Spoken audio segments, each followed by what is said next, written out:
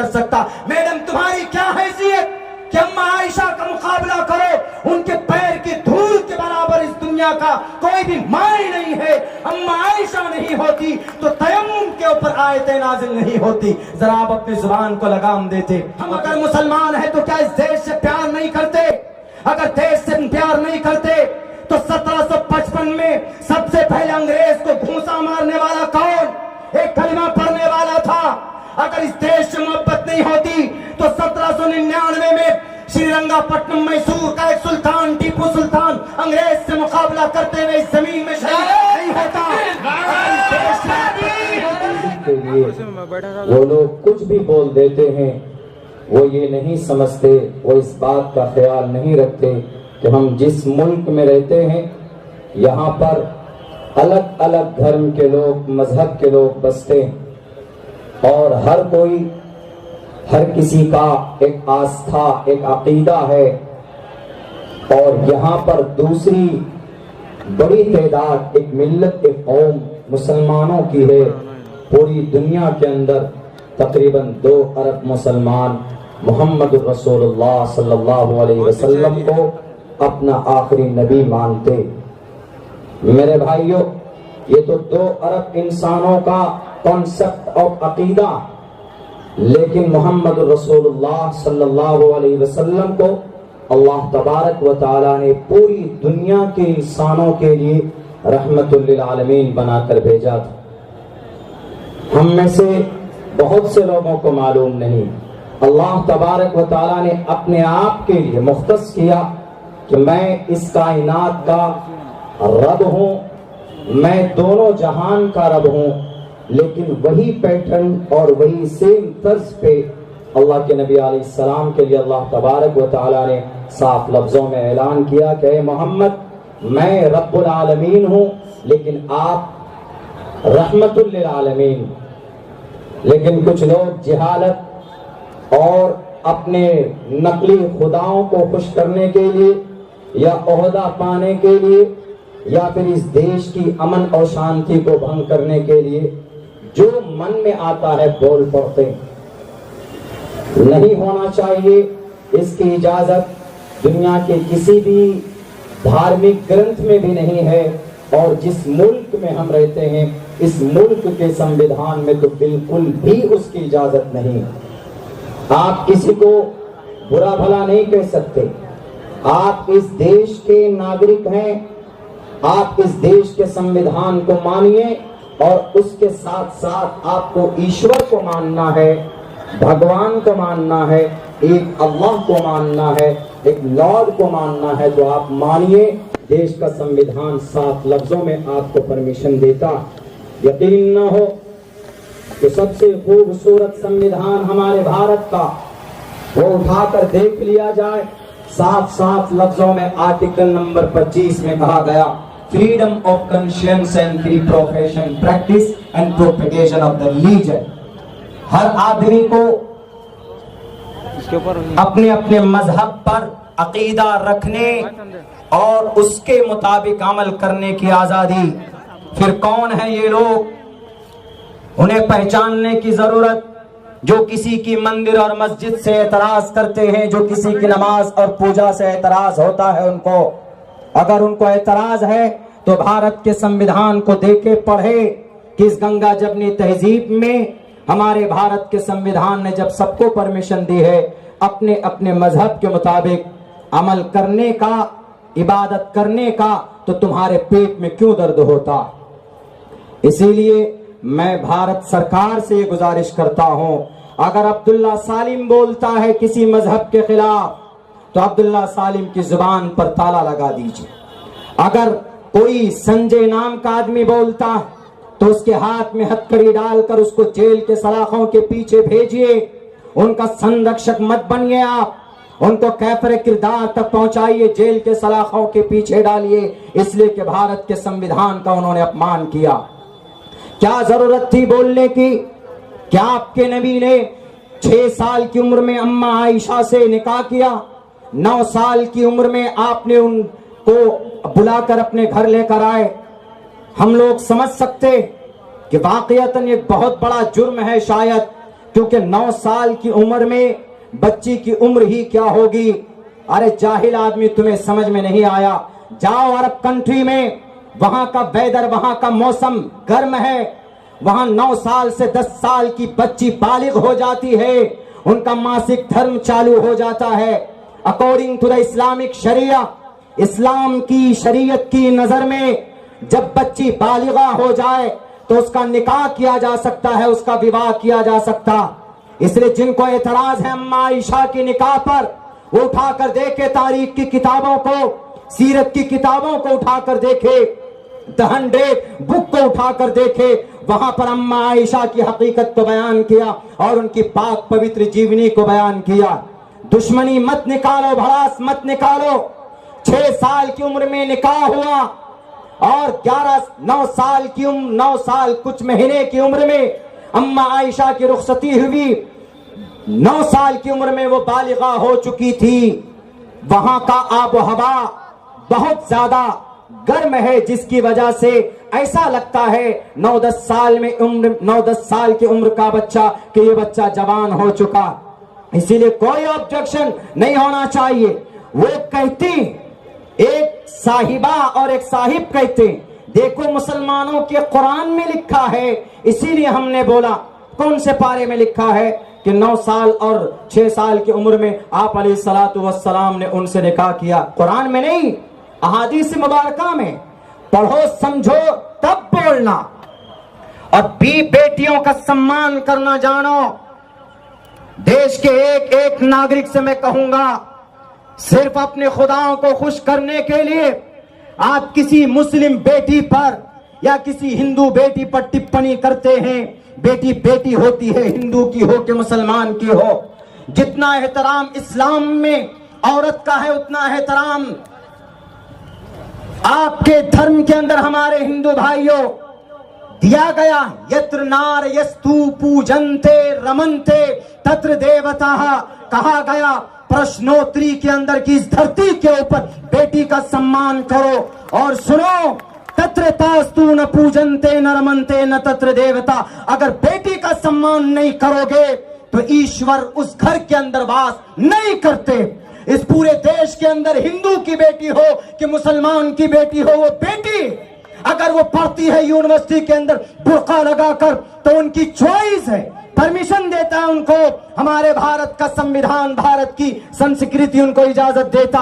आप अभी सिर्फ लड़े हुए कि क्या होना चाहिए इस देश में, कौन क्या खाएगा, क्या पिएगा। अरे इस देश को आगे बढ़ाने के लिए मेहनत करो, कोशिशें करो। क्यों लड़ते हो खामखा मंदिर मस्जिद में? कभी अजान के मुद्दे को लेकर लड़ते हैं, कभी मंदिर का मसला सामने ले आते हैं, कभी मस्जिद का ले आते हैं, कभी पर्दे का ले आते हैं, कभी अजान का, कभी हनुमान चालीसा का। हमने एक जगह पर कहा था साफ लफ्जों में कि हनुमान चालीसा, अजान ये कोई झगड़े का विषय ही नहीं। हमारे हिंदू भाई पढ़ना चाहते हैं तो पढ़िए, मैं खुद पढ़ता हूं। पढ़कर कई कई जगह हमने सुनाया हमारे हिंदू भाइयों, हनुमान चालीसा पढ़कर आप संकट को दूर करना चाहते हैं तो पढ़िए। लेकिन संकट दूर करने के लिए पढ़ा जाता है। जब आदमी प्रॉब्लम में फंसता है तो उस वक्त हनुमान चालीसा पढ़ते हैं according to the Hindu concept, हमारे हिंदू भाइयों के अकीदे के मुताबिक पढ़िए। लेकिन मुसलमान अगर अजान पढ़ता है तो इसमें किसी के पेट में दर्द नहीं होना चाहिए। अजान मीन्स टू अनाउंस, सिर्फ अजान देना कि आओ नमाज के लिए, अल्लाह की इबादत के लिए। दुनिया के तमाम विद्वानों से पूछना चाहता हूं, भारत के तमाम जितने बड़े बड़े हमारे स्कॉलर प्रोफेसर, बैठिए, अजान के अल्लाह से लेकर ला इलाहा इल्लल्लाह तक एक एक लफ्ज का आप कार्बन डेटिंग कीजिए, रिसर्च कीजिए।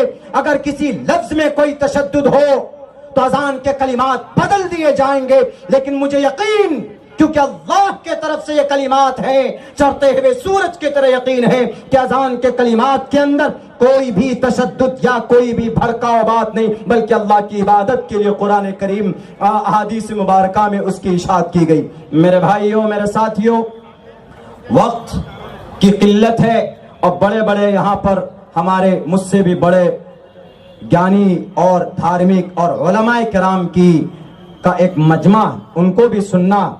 मैं तो अपनी जो मुतय्यना वक्त है उसमें मैं अपनी बात पूरी करना चाहता हूं, लेकिन बड़े अदब के साथ कहना चाहूंगा कि जिनको आपने मोहतरमा ये कहा है कि मोहम्मद ने 6 साल की उम्र में एक बच्ची के साथ विवाह किया, 6 साल की उम्र में निकाह हुआ, 9 साल कुछ महीने की उम्र में रुखसती हुई। याद रखिएगा, अरब कंट्री का वेदर गर्म है और गर्म माहौल के अंदर बच्चियां जो होती है उनका जो मासिक धर्म होता है, माहवारी जिसे बोलते हैं, वो बालिग होने के बाद चालू हो जाती है। अल्लाह के नबी नहीं लाए थे, बल्कि अम्मा आयशा की मां ने कहा कि अल्लाह के नबी से कहो कि आयशा को लेकर जाएं। तब अल्लाह के नबी लेकर आए। और सुनो, अगर 11 शादी की मोहम्मद ने सल्लल्लाहु अलैहि वसल्लम ने, तो याद रखना एक बीवी है सिर्फ कुमारी अम्मा आयशा, बाकी 25 साल की चढ़ती हुई जवानी पर आपने एक 40 साल की बूढ़ी औरत से निकाह किया है। कोई है माए का लाल जो अपनी जवानी को एक बूढ़ी औरत के 40 साल की बूढ़ी औरत के हवाले कर दे? अगर ऐसा किसी ने किया है तो मोहम्मद रसूलुल्लाह सल्लल्लाहु अलैहि वसल्लम ने किया है। दुनिया याद रखो, तुम्हें याद रखनी पड़ेगी, नबी के निकाह में बैक वक्त 9 बीवियां थी, तो आपने बेवा औरतों से शादियां की थी ताकि उनका कोई सरपरस्त बन जाए और उनका कोई सहारा बन जाए, अय्याशी के लिए नहीं। अगर औरत की ख्वाहिश होती तो उतबा आया था अल्लाह के नबी के पास और कहा था कि मोहम्मद तुम्हें औरत चाहिए, तो अरब की तमाम औरतें तुम्हारे कदमों पे लाकर रखने के लिए तैयार हो, लेकिन तुम दीन की तबलीग बंद करो। मोहम्मद ने जवाब दिया था कि उतबा, औरत क्या चीज है? एक हाथ में सूरज को लाकर रखो, दूसरे हाथ में चांद को लाकर रखो, मैं फिर भी उस काम से बाज नहीं आ सकता जिस काम के लिए मुझे मेरे अल्लाह ने नबी और रसूल बना करके जिंदाबाद। मेरे भाइयों जिंदाबाद। मेरे पास नापाक है, नापाक है। असल भाई मजबूरी मेरी, क्योंकि 2 घंटा 2.5 घंटे का समय मिलता है, लेकिन आज अल्हम्दुलिल्लाह जो भी वक्त मिला है शान मुस्तफ़ा के प्लेटफॉर्म पर मैं गनीमत समझ रहा हूं। और कुछ देर में आपके बीच, हम लोग अल्लाह के नबी से मोहब्बत करते हैं, इट्स अवर ग्रेट रिस्पॉन्सिबिलिटी, क्योंकि हमारा आस्था मोहम्मद रसूलुल्लाह पर है। और अल्लाह के नबी वो है जो सिर्फ मुसलमानों के नबी नहीं। हमारे हिंदू भाइयों, वो मैडम जी बोली, उनको कहिएगा नराशंस महाप्रिय मसीयज्ञ, संस्कृत वर्ड है नराशंस महाप्रिय मसीयज्ञ। मोहम्मद वो होंगे पूरी दुनिया में उनकी तारीफ करने वाले होंगे और उनके नाम को जपेंगे। वेद व्यास जी जिन्होंने वेदात को जमा किया, ऋग्वेद यजुर्वेद को, मैं इसलिए बोल रहा हूं चूंकि टिप्पणी करने वाले हमारे कुछ भाई ऐसे हैं जिनको शायद समझ में नहीं है, मैं उनको समझाना चाहता हूं। वो देखिए क्या बयान करते हैं वेद व्यास जी, जहां ना पक्ष बातें कुछ राखो, वेद पुराण संत मत भाको, तबलक जो सुंदरम चाहे कोई, बिना मोहम्मद पार न कोई। मोहम्मद के बगैर नैया पार नहीं हो सकता है। वेद व्यास जी लिखते हैं अपनी किताब के अंदर, भशुंड काक में लिखते हैं। और अल्लाह के नबी आखिरी नबी हैं, कुरान में है साफ लफ्जों में, वेदात में भी, बाइबल में है, फारकुली बुद्धा की किताब में, अदल्लबूक मैककम अदल्लबूक निखादकम। कुरान में तो यूं कहा कि मोहम्मद वमा अरसलनाका इल्ला रहमतल लिल आलमीन, we have sent you not but as a mercy for all creatures. पूरी दुनिया के मानवता और पूरी दुनिया की तमाम मखलूकात के लिए ये अल्लाह के नबी आपको रहमतुल लिल आलमीन बनाकर भेजा जा रहा। ये दुनिया अगर टिकी हुई है तो मोहम्मद के सदक़े में, याद रखना, मोहम्मद पर ईमान रखने वाले, जब तक कलिमा पढ़ने वाला इस धरती के ऊपर होगा तो ऊपर वाला इस संसार को चलाता रहेगा। जिस दिन मोहम्मद से रिश्ता टूटा, ईमान से रिश्ता टूटा, इस दुनिया को अल्लाह तबारक व तआला डिस्ट्रॉय कर देगा, फना कर देगा। दुनिया का वजूद मोहम्मद रसूलुल्लाह की वजह से। और जिस मां के ऊपर आपने इल्जाम लगाया, सुनो, अब्दुल्ला, एक मुनाफिक अब्दुल्ला बिन उबय आया था, नबी के जमाने में था एक मुनाफिक, तोहमत लगाता है होता क्या है? तोहमत लगाने से कुछ नहीं होता, जैसे आज आप कुछ भाई लगा रहे हैं। अल्लाह तबारक व तआला ने 1 महीने के बाद आसमान से अम्मा आयशा की पवित्रता को बयान करने के लिए फरिश्तों को भेजा। अम्मा आयशा बोलती है, मैं सोच रही थी कि मेरी बरात का ऐलान करेगा अल्लाह तबारक व तआला, नबी को ख्वाब में बताएगा, लेकिन मैंने कभी नहीं सोचा था कि अल्लाह ने कुरान करीम में मेरी बरात का और मेरे पर तोहमत लगे हुए तोहमत का जो सफाई पेश करेंगे वो कयामत तक तिलावत की जाती रहेगी। मैंने कभी नहीं सोचा था। अल्लाह के नबी के ऊपर वही नाजिल होती है। अल्लाह के नबी फरमाते हैं कि आयशा मुबारक हो, तुम पाक हो, पवित्र हो। जब अल्लाह के नबी की जुबानी अल्लाह तबारक व तआला 1450 साल पहले पवित्रता को बयान कर सकता, मैडम तुम्हारी क्या हैसियत कि अम्मा आयशा का मुकाबला करो? उनके पैर की धूल के बराबर इस दुनिया का कोई भी माई नहीं है। अम्मा आयशा नहीं होती तो तयम्मुम के ऊपर आयतें नाजिल नहीं होती। जरा आप अपनी जुबान को लगाम देते। और फिर भारत के संविधान के एतबार से ये जायज भी नहीं, परमिशन भी नहीं, prohibition of discrimination on grounds of religion, caste, sex, और देखिए और place of birth, article number 15 यही है ना। संविधान को पढ़िए, मैं एक मौलाना हूं, आप लोग ज्यादा जान सकते हैं, लेकिन यही लिखा ना, prohibition of discrimination on grounds of religion, कि धार्मिक नाम पर भेदभाव मत फैलाओ। हम अगर मुसलमान हैं तो क्या इस देश से प्यार नहीं करते? अगर देश से प्यार नहीं करते तो 1755 में सबसे पहले अंग्रेज को घूंसा मारने वाला कौन?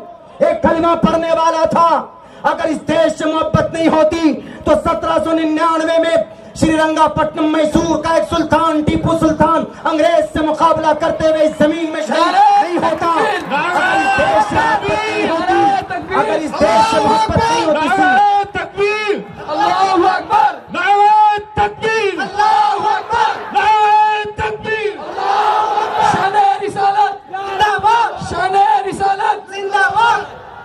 अगर इस देश से हमें मोहब्बत नहीं होती तो 65,000 सिर्फ उलमा, टोपी और दाढ़ी वाले, कुरान और हदीस पढ़ने पढ़ाने वाले गाजर मूली की तरह शहीद कर दिए जाते हैं इस मट्टी के लिए। मौलाना हुसैन अहमद मदनी से कहा जाता कि तुम फतवा दे दो। फतवा तुमने दिया कि अंग्रेज की आर्मी में भर्ती होना पाप है, जुर्म है, तो सबने कहा घबराइए नहीं, बारिश नहीं, अल्लाह की रहमत है। अल्लाह के नबी ताइफ में पत्थरों की बारिश में थे, तो क्या हम बारिश में नहीं रह सकते?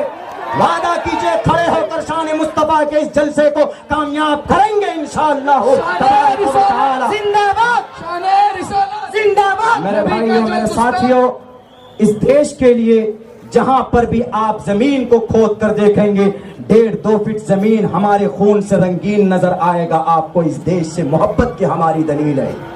यही नहीं, 1831 में मौलाना सैयद अहमद शहीद चले गए, कुर्बान हो गए। किस लिए पूछना चाहता हूं, आज के उन देश के गद्दारों से, संविधान के को बदलने वालों से, जो संविधान से प्यार नहीं करते, तिरंगा से प्यार नहीं करते, देश के कानून से प्यार नहीं करते, यहाँ के गंगा जमनी तहजीब से प्यार नहीं करते। मेरे भाइयों, मैं उनसे पूछना चाहता हूं, बताओ अगर मुसलमान अल्लाह को मानता है, अल्लाह के नबी को मानता है, तो बताइए क्या उसको देश से मोहब्बत नहीं?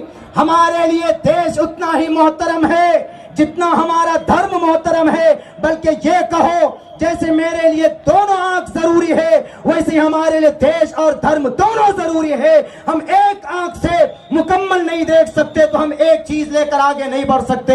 याद रखो, अगर आज भी आपको जरूरत पड़े, देश के बड़े कायद से कहना चाहता हूं, देश के प्राइम मिनिस्टर साहब से अदबन दरखास्त करना चाहता हूं, अगर आपको शक हो कि इस देश का मोहब्बत सिर्फ कुरान से मोहब्बत करता है, तो जैसे 1857 की जंग आजादी में देश के लिए लड़ पड़े थे, शामली के मैदान को रंगीन कर दिया था, लेकिन देश को बचाने के लिए फांसी के फंदे पर तलवारों के धार के नीचे आ गए थे।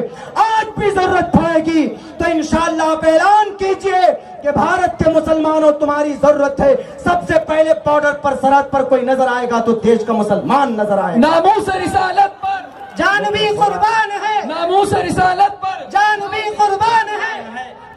मेरे भाइयों, मेरे साथियों, इतनी बात मैं कहना चाहूंगा, जिन्होंने भी गुस्ताखी की, कानूनी एतबार से जो भी उनके ऊपर कार्रवाई होनी चाहिए वो करें। आप देश के जनता को अमन और शांति के साथ रहने दें। कोई अजान पढ़ना चाहता है तो अजान पढ़े, कोई हनुमान चालीसा पढ़ना चाहता है तो हनुमान चालीसा पढ़े। हमको कोई ऑब्जेक्शन नहीं, किसी को कोई ऑब्जेक्शन नहीं। कुछ लोग हैं ऐसे जो अपनी कुर्सियां बचाने के, माफ कीजिएगा, स्टेज पर हमारे सियासी लीडरान भी हैं, लेकिन अगर कोई कुर्सियों के लिए आवाम के यकीन का अगर अपहरण करता है, अविश्वासघात करता है, तो उसको क़यादत करने का कोई हक नहीं है इस देश की कुर्सी पर बैठने का। मेरे भाइयों, अजान में कहा गया अल्लाहु अकबर, अल्लाहु अकबर, अशहदु अल्ला इलाहा इल्लल्लाह, अशहदु अन्ना मुहम्मद रसूलुल्लाह, हय्या अलस सलाह, हय्या अलल फलाह, अल्लाहु अकबर, ला इलाहा इल्लल्लाह। मतलब क्या है? अल्लाह सबसे बड़ा। मैं गवाही देता हूं कि अल्लाह के अलावा कोई माबूद नहीं, मोहम्मद अल्लाह के रसूल। नमाज की तरफ आओ, कामयाबी की तरफ आओ, यही मतलब है। हनुमान चालीसा हमारे हिंदू भाई पढ़ते, पढ़िए, कोई ऑब्जेक्शन नहीं। जय हनुमान ज्ञान गुण सागर, जय कपीसते हो लोक उजागर, रामदूत अतुलित बलदामा, अंजनी पुत्र पवन सुतनामा, कंचन महावीर विक्रम बजरंगी, कुमति निवार सुमति के संगी, कंचन वरन विराज सुबेशा, कानन कुंडल कुंचित केशा। आप सिर्फ जुबान पे हैं, आपके दिल में नहीं है। हम सूरह फातिहा पढ़ते हैं, आप गायत्री मंत्र पढ़िए, सम्मान करेंगे। पढ़ने के लिए याद नहीं होगा तो मैं अब्दुल्ला सालिम आपके बैठ को जानता हूं, आपको बताऊंगा। लेकिन तकबीर, खुदा के वास्ते, नारे तकबीर, नारे रिसालत, नारे तकबीर, अल्लाहु अकबर। मेरे भाइयों, इस प्रोग्राम को कामयाब करना, भीग कर सुनना पड़े तो इंशाअल्लाह सुनेंगे।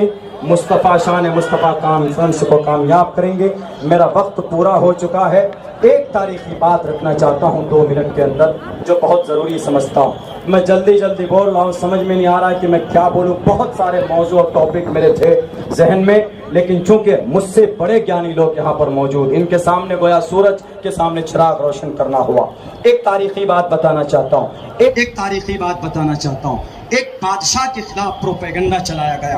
कौन? औरंगजेब के खिलाफ। औरंगजेब वो बादशाह था, जब वो मरा, जब उनका इंतकाल हुआ तो उनके पास सिर्फ 12 आने 14 रुपए 12 आने पैसे थे।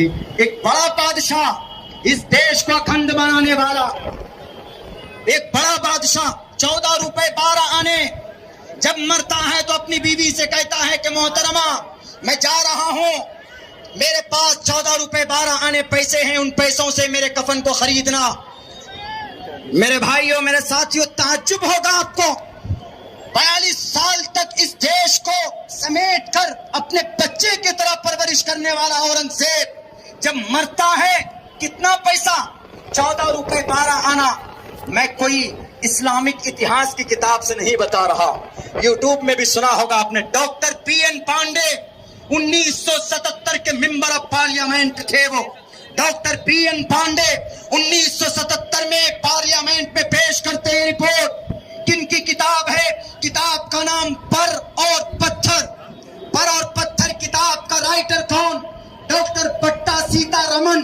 वो कहता है कि औरंगजेब के ऊपर सिर्फ इल्जाम, औरंगजेब तो इतना दयानतदार था, इतना अमानतदार था, उनके ऊपर इल्जाम लगता है कि विश्वनाथ मंदिर को तोड़कर ज्ञानवापी मस्जिद बनाई। गलत है, इसलिए कि ज्ञानवापी मस्जिद को अकबर ने बनाया था क्योंकि नई दीन लाना चाहता था। एक तरफ मस्जिद, एक तरफ विश्वनाथ की मंदिर। विश्वनाथ मंदिर में एक बच्ची का रेप हुआ था औरंगजेब के जमाने में। विश्वनाथ मंदिर को तोड़ा जरूर था, लेकिन औरंगजेब ने नहीं तोड़ा था, बल्कि बनारस के वाराणसी के लोकल राजाओं ने कहा, जब औरंगजेब दिल्ली से बंगाल जा रहे थे, कि सर आप रुक जाइए, यहाँ पर चूंकि एक पूजा होने वाला है, हमारी समाज की बेटियां पूजा करेंगी, तो आप देख करके जाइएगा। का कोई बात नहीं, मैं देखना चाहता हूं। औरंगजेब रुके, औरंगजेब वाराणसी बनारस में रुके और उन्होंने कहा कि पूजा हो गया। कहा कि नहीं सर, गंगा स्नान हो गया है माताओं का, अब सिर्फ पूजा विश्वनाथ मूर्ति के नीचे विश्वनाथ मूर्ति के सामने उनका पूजा बाकी है। कहा ठीक है पूजा कराओ, बेटियों को शाम को घर भेज देना। सारी बेटियां घर चली गई, एक बच्ची घर नहीं गई, समाज की एक बेटी घर नहीं गई। जब औरंगजेब को पता चलता है, औरंगजेब नमाज पढ़ने वाले थे, उनको खबर लगी कि बेटी गायब है। औरंगजेब अगर इस्लाम परस्त होता तो अपनी नमाज को मौखर नहीं करता, नमाज को रोक कर कहता अपने दरबारियों से कि पहले समाज की उस बेटी को ढूंढो जो विश्वनाथ की पूजा करने गई थी। बताओ नफरत परस्तों, औरंगजेब जालिम होता तो बेटी को बचाने के लिए अपनी नमाज को मौखर नहीं करता। औरंगजेब अपने दरबारियों को भेजकर बेटी को ढूंढता है। बेटी ढूंढ ढूंढ कर थक जाते हैं। विश्वनाथ मंदिर के नीचे एक सुरंग, उस सुरंग के नीचे जाकर देखते हैं तो एक बेटी वहां पर नंगी पड़ी हुई, एक बेटी वहां पर बरहना हालत में। तो उन्होंने उठाया, बेटी रो रही थी। बेटी से कहा गया ये मैं नहीं, डॉक्टर PN पांडे, अगर अब्दुल्ला सालिम झूठ बोलता है तो कल मेरे ऊपर FIR करा दीजिए। मैं किताब लाऊंगा पर और पत्थर। Doctor Patta Sitaraman, he was principal, Patna के कुतुबखाने लाइब्रेरी के प्रिंसिपल थे। उनकी किताब है पर और पत्थर, आज भी आपको मिल सकती है बड़ी लाइब्रेरी में। वो कहता है कि औरंगजेब के सामने जब बेटी आई तो लोकल जितने भी राजा थे उन्होंने कहा कि औरंगजेब साहब हमारी बेटी की इज्जत लूटी गई, क्या होना चाहिए? कहा तुम लोग बताओ क्या होना चाहिए? सबने कहा कि रेपिस्ट को सजाए मौत दीजिए। रेपिस्ट को सजाए मौत दी गई। जो भी थे वो पुजारी थे या आम आदमी था, जो रेप करने वाला था उसको सजाए मौत सुनाई गई। औरंगजेब ने नहीं दी बल्कि लोकल वहां के राजाओं ने दी है। उनको चाहता है इसमें करना जानते, ये शाम विद्या न तपो न धर्मा। अगर आपके अंदर धर्म के बारे में और कर्म के बारे में जानकारी नहीं है तो इस धरती के ऊपर आप जानवर हो। न मनुष्य रूपे ने मरकार चरंती, जिसके अंदर रहमो करम, बेटी के तई अगर हमदर्दी ना हो, इस देश में इस जमीन के ऊपर वो जानवर के मानिंद है। जिसके दिल में धर्म और कर्म ना हो उसके बारे में कहा गया। तो औरंगजेब ने कहा ठीक है फांसी दे दो, लेकिन सबने ये कहा कि सर जहां बच्ची का रेप हुआ है वो जगह तो नापाक हो गई, उसको हम लोग डेमोलिश करते। कहा कि नहीं, मंदिर को तोड़ सकते हो लेकिन जो मूर्ति है विश्वनाथ की, उस मूर्ति को उठाओ, दूसरी जगह मैं बनाता हूं।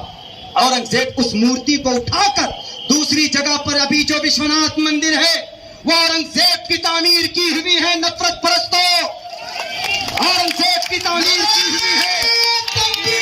देवी की मंदिर, कामाख्या देवी की मंदिर आसाम की किसने बनाई? औरंगजेब ने बनाई।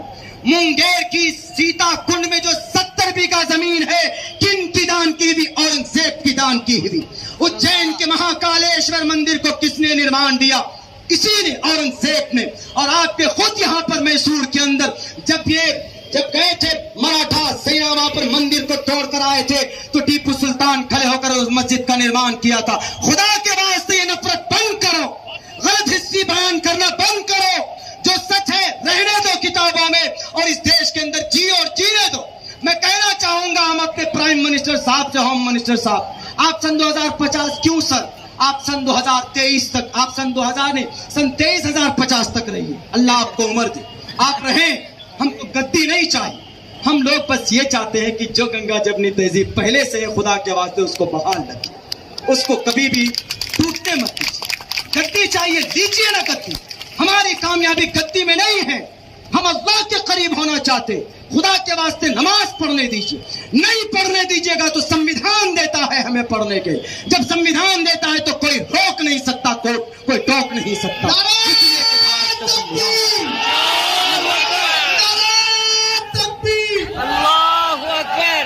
मेरे भाइयों, अल्लाह से दुआ करते हैं कि अल्लाह तबारक व तआला इस मुल्क के अंदर हिंदू मुसलमानों को एक साथ रहने की तौफीक दे, इत्तेहाद और इत्तिफाक के साथ रहकर इस देश को आगे बढ़ाने की तौफीक दे। बहुत बहुत शुक्रिया, जज़ाकल्लाह। अस्सलामु अलैकुम व रहमतुल्लाहि व बरकातहू।